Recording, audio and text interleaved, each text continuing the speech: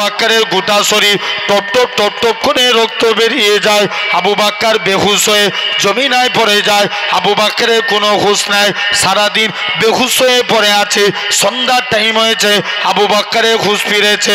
আল্লাহ পাক আমার নবী কেমন আছে? যে আবু বাক্কার চলাফেরা করার ক্ষমতা নাই, আমার রাসূলুল্লাহকে দেখার সাথে সাথে আবু বাক্কারের শরীরের জ্বালা যন্ত্রণাটাকে আমার আল্লাহ পাক নিবারণ করিয়ে দিয়েছিলেন। শুধু তাই নয়, কোন আবু বাক্কারের কথা বলি, আমার রাসূলুল্লাহ আবু বাক্কারকে সাথে নিয়ে মদিনার দিকে চলে গেলেন। হযরতে আবু বাক্কার আল্লাহ নবীর একবার ডান দিকে যায়, বাম দিকে যায়, সামনে যায়, পিছনে যায়। আল্লাহ নবী বলে, ও বাবা যে আবু বাক্কার, বলো তো দেখি তুমি কেন এরকম কাজ করো? একবার ডান দিক বাম দিক সামনে পিছন দিক কেন করো? হযরতে আবু বাক্কার বলেছিলেন, ইয়া রাসূলুল্লাহ হাবিবাল্লাহ, হুজুর আজকের দিনে চতুর্দিকে আপনার দুশ্মনে ভরা, কেউ যদি আপনাকে লক্ষ্য করে তীর ছুঁড়ে ছুঁড়ে মারে, আমি আবু বাক্কার আমায় লেগে যাবে। হুজুর আমি মারা যাব, এতে কোনো যায় আসে না। আমি আবু বাক্কার আমার গোটা শরীরটাকে আপনার ঢাল বানাবার জন্য। ও যুবকেরা, কোন আবু বাক্কারের কথা বলি, আমার রাসূলুল্লাহ হযরতে এরকম ভাবে আল্লাহ নবী সাহাবী হযরতে আবু বাক্কার সিদ্দিক আল্লাহ নবী এরকম ভাবে কোন আবু বাক্কারের কথা বলি, আল্লাহ নবী একটা পাহাড়ে উঠেছিলেন, যে পাহাড়টার নাম জাবলে সুর। আল্লাহ নবী সাহাবী আবু বাক্কার মনে মনে করে, আল্লাহ পাক এই পাহাড়ে আমার নবী উঠবে, আমার নবীর কত কষ্ট হবে, আমি আবু বাক্কার এটা মানতে পারি না।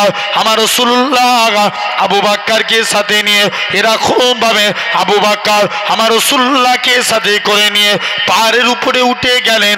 সে আবু বাক্কারের কথা বলি, আল্লাহ নবী মদিনায় চলে গেলেন।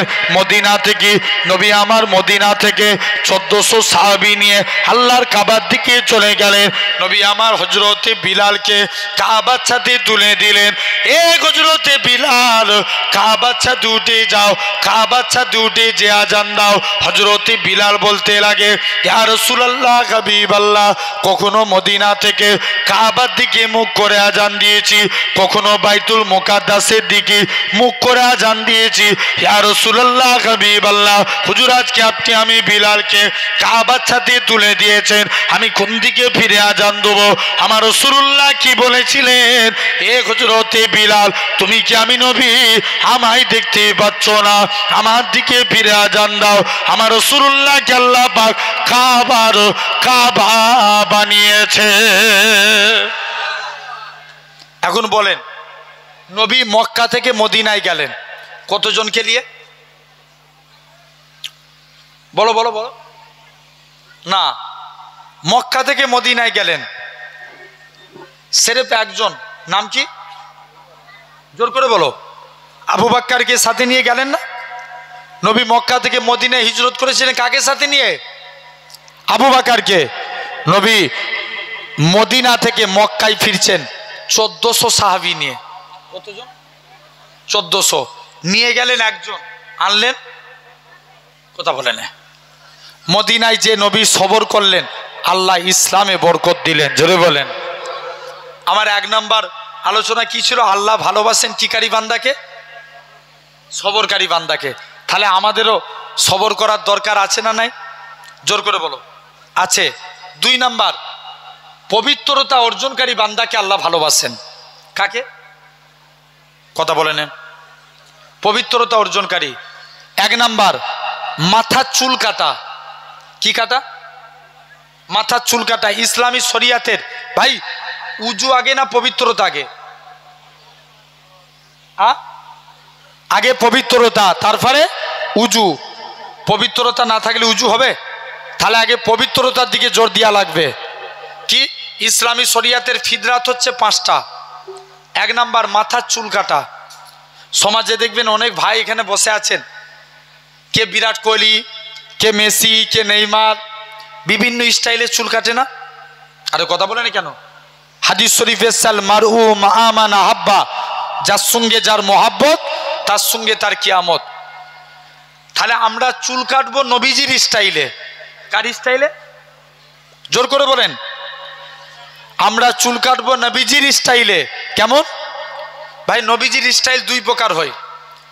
এক নাম্বার হয় চারিদিকটা ছোট করে সমান কাটা, চারিদিকটা ছোট করে, এই দুধারটা ছোট, পিছনটা ছোট আর উপরটা বড় করলে এটা কি নবীর স্টাইল হবে? জোর করে বলেন, হবে না।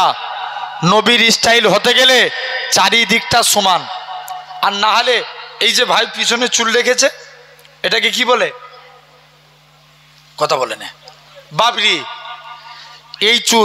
এই চুল রাখা নবীর সুন্নাত। জোরে বলেন, আরে কথা বলে না, আর একটু জোরে বলো। পিছনে চুল রাখা বাবরি, এটা হলো নবীর সুন্নত। তাহলে আমরা দিনে একটা করে সুন্নত মানবো, বলেন ইনশাআল্লাহ। জোর করে বলেন না ভাই। নবীর ভালোবাসা কিভাবে পয়দা হবে অন্তরে? দেখবেন, আমরা আগে হুজুরের সুন্নতকে ভালোবাসতে হবে, তবে নবীর মোহাব্বত আমাদের অন্তরে পয়দা হবে। এটা আমার বাবার কথা নয়, নবী হাদিস শরীফের মধ্যে বলছেন, মান হাব্বা সুন্নতি, যে আমার সুন্নতকে ভালোবাসলো, ফাকাদ আহাব্বানি, সে আমি নবী আমায় ভালোবাসলো। ওমান আহাব্বানি, যে আমায় ভালোবাসলো, কানা মাই ফিল জান্নাত, আমি রসুল কথা দিলাম তাকে জান্নাতে না নিয়ে যে আমি নবী আল্লাহর দয়ার জান্নাতে যাব না। জোরে বলবে না? শুধু একটু প্র্যাকটিক্যাল দিয়ে করবেন। আপনি দুবার হয়তো প্রথম ভুলে যাচ্ছেন, একবার ট্রাই করে। মনে করেন এই যে পানি খাচ্ছেন, এই পানি খাওয়ার মধ্যে 6টা সুন্নত আছে। কটা? জোর করে বলেন। 6টা। মন দিয়ে শুনেন। 1 নাম্বার, যখন পানি খাবেন আগে এই ঢাকনাটা খুলে দেখে নেবেন যে এর ভিতরে কিছু পড়েছে কিনা। বুঝতে পারলাম না? কটা হলো? গিট গুনো না, আরে কথা বলে না। 1টা হলো। 2 নাম্বার, পানি খাবেন দাঁড়িয়ে খাবেন না বসে খাবেন? জোর করে। আচ্ছা মনে করেন নাই বাড়িতে আছেন বলে বসে খাচ্ছেন, আপনি রাস্তায়, এখন খুব গরম না? এখন গরম না? গরম নয়, অনেক গরম। রাস্তায় বেরিয়েছেন, কোনো দোকানদারকে বললেন ভাই একটু পানি দাও তো, কি একটু জল দাও, জল খাবো। ওটা কি দাঁড়িয়ে খাবেন? কথা বলে না। ওটাকেও বসে খাওয়া লাগবে। পরিষ্কার হাদিস শরীফের মধ্যে এসছে, কোনো ব্যক্তি যদি ইচ্ছা করে জোরপূর্বক ভাবে পানি সে ভুলবশত খেয়ে ফেলে, সে যেন গলায় আগুল দিয়ে উগলে ফেলে দেয়। তাহলে 2 নাম্বার, পানি কি খাবো? বসে খাবো। বলেন ইনশাআল্লাহ। যত কঠিন পরিস্থিতি এসে যাক, যদি আপনি রাস্তায় পানি খান, আপনি নতজানু হয়ে বসে যাবেন, বসে পানি খাবেন। বলেন ইনশাআল্লাহ। 3 নাম্বার, পানি যখন খাবেন বিসমিল্লাহ বলবেন। কি বলবেন? বিসমিল্লাহির রহমানির রহিম। পানি এই বলে পানি খেলেন। 4 নাম্বার, পানি যখন খাবেন, মনে করেন ভাত খাচ্ছেন, বাম হাতে গিলাস ধরেন না ডান হাতে? বাম হাতে, ডান হাতটা ঠেকাবেন। কটা হলো? 4টে। 5 নাম্বার, পানি যখন খাবেন, মনে করেন এই পানিটা পুরোটা খাচ্ছেন, এই পুরো পানিটা 3 নিঃশ্বাসে খাবেন। 1 গিলাস পানি খেলেও কয় নিঃশ্বাসে খাবেন? 3 নিঃশ্বাস। লাস্টে গেলে বলবেন আলহামদুলিল্লাহ। কটা হলো? এই 5টা কেন? 6টা। 3 নিঃশ্বাসে পানি খাওয়া 5টা। লাস্টে গেলে বলবো আলহামদুলিল্লাহ। কটা হলো? 6টা। জেনে রেখে দেন। তাহলে এরকম আমরা দিনে যদি একটা সুন্নত মানি, বছরে কটা মানা হবে? জোর করে বলো। 365 দিন ছেড়ে দেন, মাসে একটা মানবেন, বছরে 12টা। মাসে একটা করে মানেন। যুবক অনেকে তো গেঞ্জি পরেন, অনেকে পাঞ্জাবি পরেন। মসজিদে বাপ ইমাম সাহেব আজান দিয়ে দিয়েছে, আপনি নামাজ পড়তে চলে যাচ্ছেন। মসজিদে নামাজ পড়তে যান, একটা সাইডকে ভালোবাসেন, কি? Right side. কোন সাইড? Right side. যখন পাঞ্জাবি পরবেন ডান হাত দিবেন। কোন হাত? জোর করে বলেন। ডান হাত। পায়জামা পরবেন ডান পা। স্যুট পরবেন ডান পা। জুতো পরবেন ডান পা। কাউকে কিছু দিবেন ডান হাত, কারু কাইতে কিছু নিবেন ডান হাত। এই ডান ডান ডান। কিয়ামতের দিন আল্লাহ বলবে, এই তোরা যারা ডানপন্থী আছিস এগিয়ে আয়। বান্দা জিজ্ঞেস করবে কেন আল্লাহ? আল্লাহ বলবে, যা, আমার মুস্তফা রাইট সাইডকে ভালোবেসেছে, তোরা আমার নবীর সুন্নত মেনেছিস, আমি আল্লাহ তোদের নাজাত দিয়ে দিলাম। জোরে বলে, আর একটু জোরে বলা গেল না? কোন দিকটা মানার জন্য? ডান সাইড। তাহলে এটা হলো 2 নাম্বার। ভাই এই যে আমরা দাড়ি কেটে ঘুরি, এই দাড়িটা কার সুন্নাত বলেন? এই মৌলানা সাহেব বলেন, দাড়ি নবীজির সুন্নাত। আপনারা ইনসাফ করে বলুন, শিখ ধর্মের একজন নেতা আছে গুরু নানকজি। নানকজি বলেছিল, তোমরা যারা আমার অনুসারী হবে মাথায় পাগড়ি, মুখে দাড়ি রাখবে। যত শিখ পাঞ্জাবির মডেল সব মাথায় পাগড়ি, মুখে দাড়ি রাখে না? রাখে না? জোর করে বলেন, রাখে না? এমনকি ভারতের একটা ক্রিকেটার বা বর্তমান যত ভারতের ক্রিকেটার আছে দেখবেন এরাও মাথায় পাগড়ি, মুখে দাড়ি রাখে। তারা তাদের নেতার অনুসরণ করে চলে। হ্যাঁ না? না? আচ্ছা, আমাদের নেতাকে কথা বলেন, জোর করে বলো। নবী মুহাম্মদ সাল্লাল্লাহু আলাইহি ওয়াসাল্লাম আমাদের নেতা।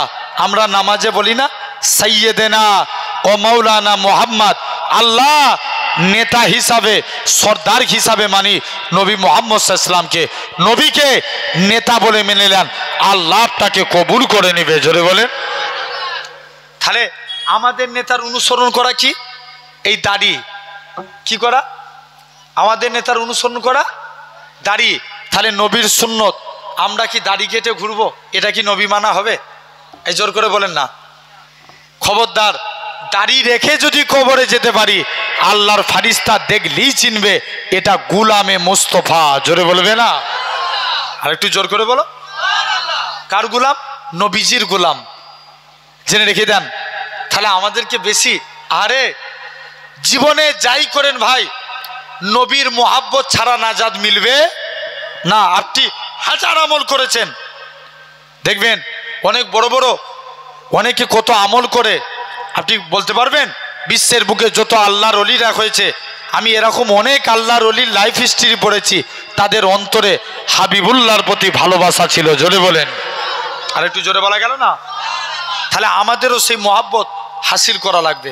তাহলে 3 নাম্বার, আমরা নবীর সুন্নত দাড়ি রাখবো। বলেন ইনশাআল্লাহ। জোর করে বলেন। যারা এখনো দাড়ি কেটে ঘুরছেন, ভাই কার কোন মুহূর্তে মরণ হয়ে যাবে আমরা কেউ বলতে পারবো? কেউ বলতে পারবো না। তাহলে দাড়ি রাখবেন। বলেন ইনশাআল্লাহ। 4 নাম্বার, আমরা যখন ভাত খাবো, ভাই এমনি তো ভাত খাই, মাকে যে বলবেন মা আমাকে একটু দস্তরখান বিছিয়ে দাও, নাহলে আমি ভাত খাবো না। কি বিছাতে বলবেন? জোর করে বলো। দস্তরখানা। ভাই জানবেন দস্তরখানা বিছিয়ে ভাত খাওয়া নবীর সুন্নাত। জোরে বলা গেল না? আর একটু জোরে বলো। আল্লাহ নবীর একজন সাহাবী, একবার তার আগে দরুদ পড়েন তো, আল্লাহুম্মা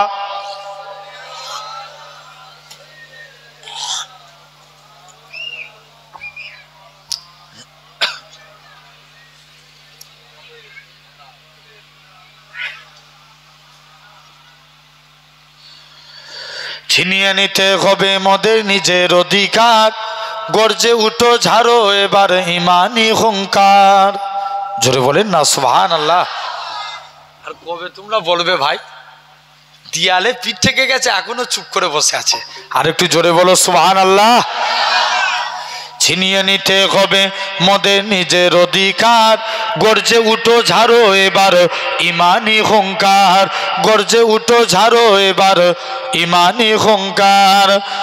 বুকে সাগজ বাহুতে বল নিয়ে হো উমার, বুকে সাগজ বাহুতে বল নিয়ে হো উমার। ছিনিয়ে নিতে হবে মদের নিজের অধিকার, গর্জে উঠো ঝাড়ো এবার ইমানি হুঙ্কার। আরো জোরে বলা গেল না? আরো চিল্লে হবে, জোরে বলো। ছিনিয়ে নিতে হবে মদের নিজের অধিকার, গর্জে উঠো ঝাড়ো এবার ইমানি হুঙ্কার।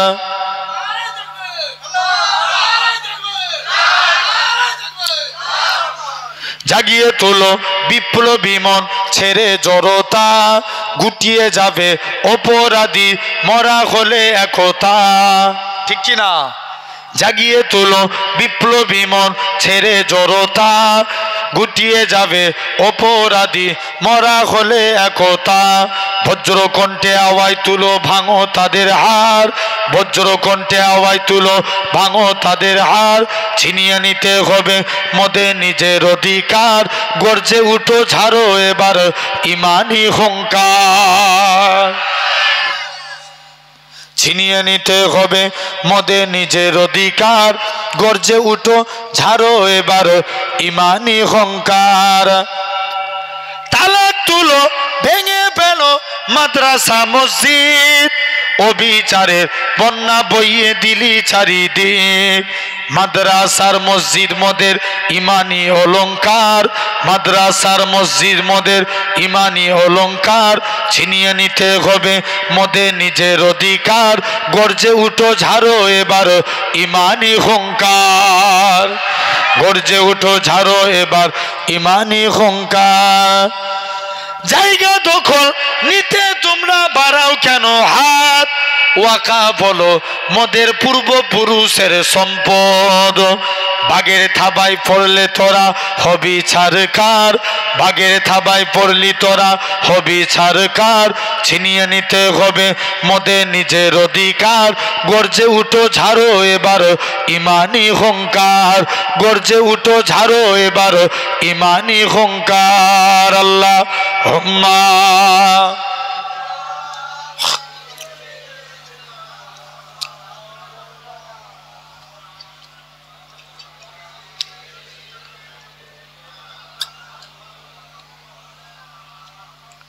আমার ভাইরা আসেন, 3 নাম্বার কারণ কি, 4র্থ নাম্বার, তাহলে আমরা যখনই ভাত খাবো কি বিছিয়ে,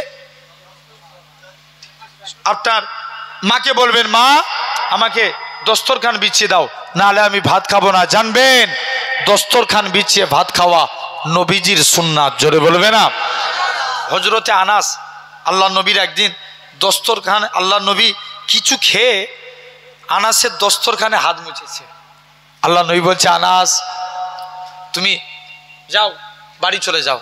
আনাস বলে নবী দস্তরখানে হাত মুছেছে, আমি আনাস এই দস্তরখান কোনো দিন পানি দিয়ে ধুতাম না, যখনই ময়লা হতো আগুনে ফেলে দিতাম। কোথায় ফেলতো? জোর করে বলো। আগুনে। ভাই কাপড় যদি আগুনে ফেলি কি হবে? পুড়ে যাবে। আনাস বলে আমি দস্তরখান কোনো দিন পানি দিয়ে ধুতাম না, যখনই ময়লা হতো আগুনে ফেলে দিতাম, আগুন থেকে তুলে নিতাম, দস্তরখান পরিষ্কার। সাহাবারা বলে আনাস তুমি এই জাদু শিখলে কোথায়? আনাস বলে এটা জাদু না, এটা নবীজির হাতে ছোঁয়া। জোরে বলবে না? আগুনের ক্ষমতা নাই এই কাপড়কে পুরাতে পারে। তাহলে আসেন বাপ, সেই নবীর সুন্নতকে ভালোবাসলে তবে কিন্তু নবীজির মহব্বত আমাদের অন্তরে পয়দা হবে, ঠিক না? জোর করে বলেন। আসেন, নবীজি কিন্তু আমাদেরকে বেশি ভালোবাসেন, হ্যাঁ না? উম্মতকে নবী বেশি ভালোবাসেন। সব জায়গায় নবী উম্মতের চিন্তা। আল্লাহ নবী যখন দুনিয়াতে প্রথম আগমন করলেন, 1.5 মিনিটের বাচ্চা। আচ্ছা বলেন তো বাপ, 1.5 মিনিটের বাচ্চা, আল্লাহ বলছে যাও আসমান জমিন সবাইকে জানিয়ে দাও আজকের দিনে দুনিয়ার জমিনে দু জাহানের বাদশা দুনিয়াতে তশরিফ নিয়ে এসেছে। জোরে বলেন। সব নবীর মধ্যে আল্লাহ একটা করে গুণ দিয়েছে। কটা করে? জোর করে বলো। একটা করে। কিন্তু একসঙ্গে আল্লাহ 20টা নবীর গুণ আমার নবীজির মধ্যে দিয়ে দিয়েছে। জোরে বলেন। কটা নবীর? 20টা নবীর গুণ। দেখেন এই আরবি অনুবাদ, আতুহু খুলুকা আদম মারেফাতা সিস সুজাতা নু খুল্লাতা ইব্রাহিম লিসানা ইসমাইল রেদা ইসহাক ফাসাহাতা সালে হিকমাতা